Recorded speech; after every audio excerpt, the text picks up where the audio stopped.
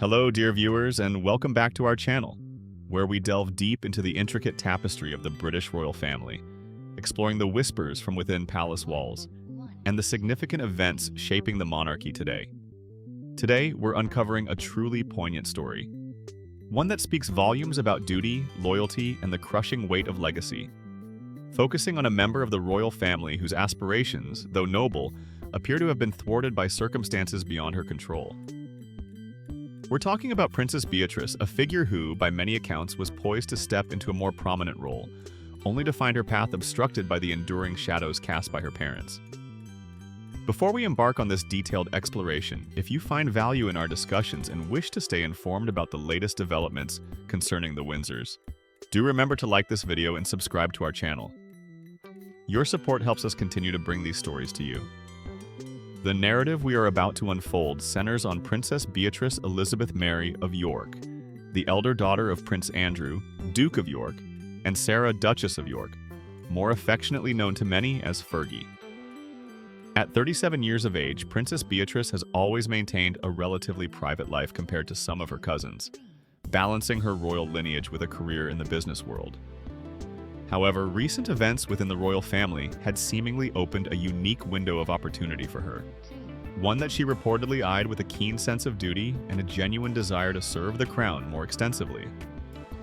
The backdrop to this story is, of course, the incredibly challenging period the royal family has faced in recent months. The profound news of His Majesty King Charles III's cancer diagnosis sent shockwaves across the nation, and indeed, the world. This was followed by an equally sobering announcement from Catherine, Princess of Wales, revealing her own cancer diagnosis and subsequent preventative chemotherapy treatment. These twin health crises have undoubtedly placed an immense and unprecedented strain on the monarchy, significantly reducing the number of active, working royals available to undertake the myriad engagements, duties, and responsibilities that come with representing the crown both domestically and on the global stage. In the wake of these deeply concerning health updates, with the beloved Princess of Wales currently in remission and continuing her recovery, and the monarch diligently receiving weekly cancer treatments while admirably performing his constitutional duties, the demands on the remaining working members of the royal family have escalated dramatically. It was within this context of an undeniable need for additional support that Princess Beatrice, according to those close to her, felt compelled to step forward. She reportedly harbored a profound wish to assist her uncle, King Charles, and indeed the entire royal family, in alleviating the mounting burden of royal engagements. Her friends paint a picture of a devoted niece, eager to contribute, believing she would not only enjoy the work, but also excel in such a role. The whispers from within the royal circle suggested that King Charles himself apparently appreciates this willingness to serve, and there was a discernible period when Princess Beatrice was indeed being considered, or lined up, for a more visible and active position within the royal firmament. This would have marked a significant shift for Beatrice, moving her from her current status as a non-working royal, albeit one who diligently supports various patronages, to a more central, official capacity. However, as is often the case with the royal family, personal aspirations and perceived opportunities can be mercilessly overshadowed by external pressures and historical baggage. Despite her clear desire, her unwavering loyalty, and the evident need for more hands on deck, the path to a more prominent royal role for Princess Beatrice appears to have been tragically obstructed. Stripped away from her courtesy of her parents, as one report starkly put it. This phrase, though concise, carries a weighty implication, pointing directly to the persistent and deeply embarrassing headlines that have plagued her mother and father for years, and which now threaten to erupt with renewed intensity. The shadows that loom over Princess Beatrice's potential ascension are multifaceted, but they coalesce around two primary figures: her father, Prince Andrew, Duke of York, and her mother, Sarah Ferguson, the Duchess of York. The controversies surrounding both have, unfortunately, created an almost insurmountable barrier, a public relations quagmire that the palace, in its efforts to safeguard the monarchy's reputation, simply cannot afford to navigate. Let us first address the profound and ongoing scandal involving Prince Andrew. His association with the disgraced financier Jeffrey Epstein has been a source of immense anguish and reputational damage to the royal family for years. The allegations, the subsequent civil lawsuit, and the out-of-court settlement, while not an admission of guilt, effectively brought an end to his public royal life. He was stripped of his military affiliations and royal patronages and ceased using the style His Royal Highness in any official capacity. The public's perception of Prince Andrew remains severely tarnished, and any move to elevate a close family member, such as his daughter, naturally brings his own controversies back into sharper focus. The gravity of this situation is set to intensify dramatically with the looming threat of new details emerging from the infamous Epstein files. These files, a cache reportedly containing more than 100 emails, are not merely historical records. They represent a potential powder keg, capable of unleashing fresh revelations that courtiers fear could destroy Andrew. The concern among palace aides is palpable. Even after the initial waves of scandal, the prospect of new information, particularly in the form of direct communications, sends shivers down the spine of those tasked with protecting the monarchy's image. The idea that further details could emerge, potentially shedding new light on his involvement or associations, is a nightmare scenario. It means that the controversy, far from fading into the annals of history, remains a live, active threat, perpetually hovering over the royal family. To bring Princess Beatrice into a more central role during such a volatile period, from a strategic public relations standpoint, would be perceived as an unacceptable risk, almost certainly reigniting the very controversies the palace has worked so hard to contain. Compounding this already challenging situation are the actions of Princess Beatrice's mother, Sarah Ferguson. While the Duchess of York has carved out a successful career as an author and philanthropist, she has also, at various points, found herself embroiled in controversies that have attracted significant media attention. The most recent and particularly damaging revelation involves an email she reportedly sent to Jeffrey Epstein, in which she referred to him as a steadfast, generous, and supreme friend. This correspondence, surfacing amidst the renewed scrutiny of Epstein's activities, has had immediate and severe repercussions for the Duchess. The public emergence of such an email, particularly given Epstein's heinous crimes, led to 8 charities swiftly severing their ties with her.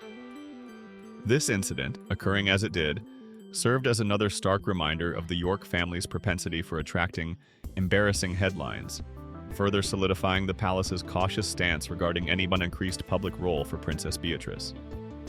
The official word, as reported by editor-at-large Charlotte Griffiths, indicates that despite Beatrice's genuine desire and the initial consideration from King Charles, palace aides are resolute.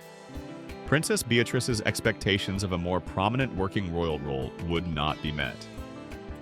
This firm stance underscores the deep-seated concern within the monarchy about maintaining its integrity and public trust. In an era where the royal family faces constant scrutiny and calls for modernization, the optics of who represents the crown are paramount.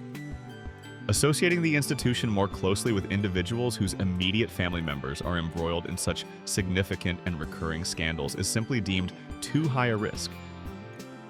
The timing of these developments also adds another layer of complexity and poignancy to Princess Beatrice's situation. Just a day before these reports about her thwarted aspirations came to light, it was announced that Beatrice had stepped down as a trustee from the Outward Bound Trust. This particular charity holds a special place within the royal family, as it was founded by her beloved grandfather, the late Prince Philip, Duke of Edinburgh. Princess Beatrice had served diligently as a trustee for 6 years, a testament to her commitment to charitable work and her personal connection to her grandfather's legacy. While stepping down from a trustee role after a fixed term is not uncommon, the confluence of this announcement with the news of her blocked royal ambitions has led many to speculate whether this was a natural conclusion to her tenure, or perhaps a quieter, more subtle signal of a broader recalibration of her public engagements, reflecting the palace's decision regarding her future role. The implications of this situation extend beyond Princess Beatrice herself. It speaks to the broader challenges facing King Charles and the future of the monarchy. With a reduced number of active working royals due to age, health, and indeed past scandals, the institution faces a dilemma. How does it maintain its vast network of patronages, its presence at countless public events, and its connection to the people when the pool of suitable representatives is shrinking? The decision regarding Princess Beatrice highlights the delicate balance the king must strike between family loyalty and institutional preservation. While he undoubtedly appreciates his niece's willingness to step up, the overarching imperative is to protect the crown's reputation and ensure its continued relevance and respectability in the eyes of the public. For Princess Beatrice, this must be an incredibly difficult pill to swallow. By all accounts, she is a dedicated, intelligent, and discreet individual, committed to public service.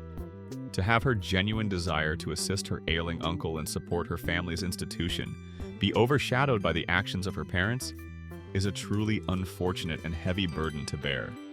It underscores the unique and often unforgiving nature of royal life, where individual merit can sometimes be eclipsed by the larger, often complex, family narrative. Her quiet dedication to her existing patronages, her work in the business sector, and her role as a mother have all contributed to a perception of a stable and responsible member of the broader royal family. Yet the deep-seated impact of the Prince Andrew and Sarah Ferguson sagas proves to be an insurmountable obstacle to her taking on a more central, official position. This event certainly gives us much to reflect upon regarding the intricate dynamics within the royal family, the relentless scrutiny they face, and the difficult choices that must be made to preserve an institution steeped in centuries of tradition, yet constantly striving to adapt to modern expectations. It reminds us that even within the highest echelons of society, personal aspirations can be tragically entangled with external circumstances, creating a narrative that is both compelling and profoundly poignant. What are your thoughts on this unfolding situation? Do you believe Princess Beatrice's aspirations are unfairly curtailed? Or do you understand the palace's cautious approach given the circumstances? Share your opinions in the comments section below. We always appreciate hearing your perspectives. Don't forget to like this video, subscribe to our channel for more in-depth royal analyses, and join us for our next celebrity update, where we continue to explore the fascinating world of the British monarchy. Thank you for watching, and we look forward to seeing you again soon.